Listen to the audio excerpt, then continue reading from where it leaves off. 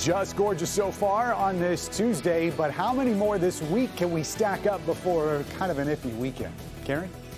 All right, Ben, also first at 4, Police Chief James Craig in the hot seat. Today, he faced questions about violence in Detroit and the ongoing serial killer investigation. Plus, it's a tale of 2 court cases. We're tracking the stories of 2 people connected to the Larry Nassar abuse scandal. One of them could face a verdict very soon. Paula. Wanted volunteers to help complete this playscape in Hazel Park.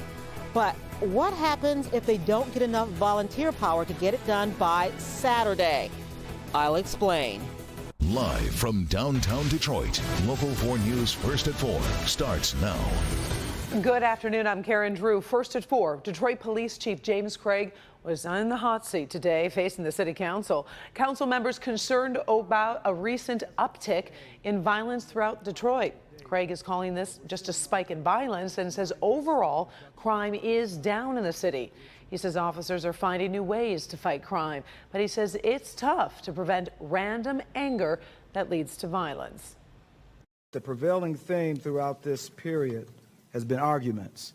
One of our challenges is spontaneous disputes that end up in arguments and result in someone deciding to use a gun to settle that dispute.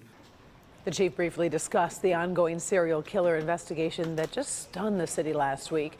He says officers continue to board up homes and look for more possible victims. A person of interest is in custody, facing charges in a separate sexual assault case.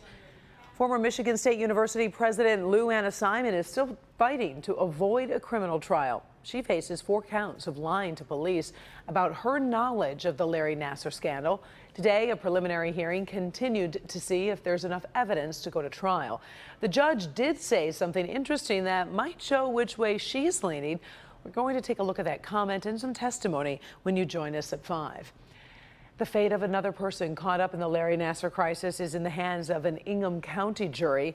It is deliberating the fate of a former medical school dean at Michigan State University who faces a series of serious charges. Kimberly Gill monitoring the William Strampel case. So, Kim, what's the latest? Hi, Karen. Good afternoon to you. The spotlight fell on William Strampel, as you mentioned, because he was the dean of MSU's College of Osteopathic Medicine during Larry Nassar's time at MSU. Strampel was basically his boss. Nassar, as you know, is in prison for sexually assaulting hundreds of young women and girls while working at MSU. Well, now a jury is considering some serious charges against Strampel. He's accused of sexually assaulting female students and misconduct in office by making sexually suggestive remarks. He's also facing neglect of duty charges regarding Nassar. Back in 2014, Nassar was cleared of wrongdoing in one case of alleged sexual assault. He returned to work under restrictions, and Strampel's attorneys deny that Strampel failed to properly supervise him. Larry Nassar is taking his direction from the defendant, and only the defendant in this case. He had a duty to supervise Nassar, and he did nothing to fulfill that duty. Can we sit here today and say, I know exactly what Dr. Strampel was supposed to do that day, and he didn't do it? The record fails. Well, the Ingham County Court jury got the case at the noon hour today. Deliberations continue at this hour. Strampel retired from Michigan State last summer before the criminal charges were filed against him. Karen, we'll keep you posted if there's a verdict. Until then, we'll send it back to you in the studio. Thank you very much, Kim. The race to the White House in 2020 will run through Michigan in more ways than one. Today, we have learned Detroit's historic Fox Theater will host a debate between the Democratic candidates next month. Now, right now, it is scheduled for 2 nights, July 30th and 31st, because of the large number of candidates. Michigan has become a prominent battleground after being a key part of President Trump's victory in 2016. In the first forecast, oh, let the good times roll. We are looking at another beautiful night. It's been a gorgeous day out there, Ben. How long is it going to last? Well, tomorrow will look a little bit different, but it's going to still feel the same. In fact, temperatures that you see on the board right now are pretty much what we're going to see tomorrow afternoon. We are going to have to trade it in for a little bit of sunshine tomorrow. Then Thursday is a whole different story. We're just going to write that off in the forecast. There are some dry spots this weekend, but there's also a decent amount of rain to discuss, and we may be able to sandwich a nice day in between there on Friday. We'll look at your 7-day forecast and see how much warmer things get for Saturday and Sunday in just a few minutes. Karen?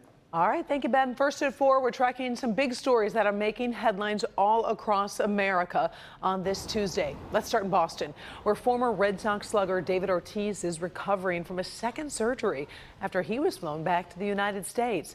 Ortiz was shot in his native Dominican Republic Sunday night inside a bar. He had emergency surgery there, and doctors had to remove part of his gallbladder and intestine to stop the internal bleeding. The second surgery is described as exploratory. Ortiz will be monitored closely for the next 48 hours. One suspect in the shooting is on the loose, another in custody. So far, police are still trying to piece together a motive. The NTSB is trying to figure out what happened after a helicopter crash landed on a New York skyscraper. Right now, investigators are trying to find out why the chopper was so close to the building and what led to the crash. Yesterday, the helicopter crash landed on the top of the building and then erupted into flames. The crash killed the pilot, but no one else was hurt. Investigators are looking to see if weather might have played a role. Several teenagers had to be rescued from a storm drain in a town south of Akron, Ohio. They were playing around in the water after a heavy downpour when one teen just got swept away. The others formed a human chain to help, and they all fell in. One boy escaped and called for help. Rescue workers used life preservers plus 300 feet of rope to pull the boys to safety. It is a race against the clock to finish a new playground in the city of Hazel Park. City needs volunteers to help as a critical deadline approaches. Now, you don't have to be from Hazel Park to help. Paula Tutman found this project is about something much bigger than just building a new place for kids to play. So when you see what this playscape is supposed to look like in Hazel Park, you can really understand how transformative this is going to be for this community. But there is a little hitch in the giddy up in getting this thing done, because one of the conditions of the grant and the chosen builders is you have to build a community to surround this community project. Here's what the playscape needs to look like by Saturday. It's pretty amazing.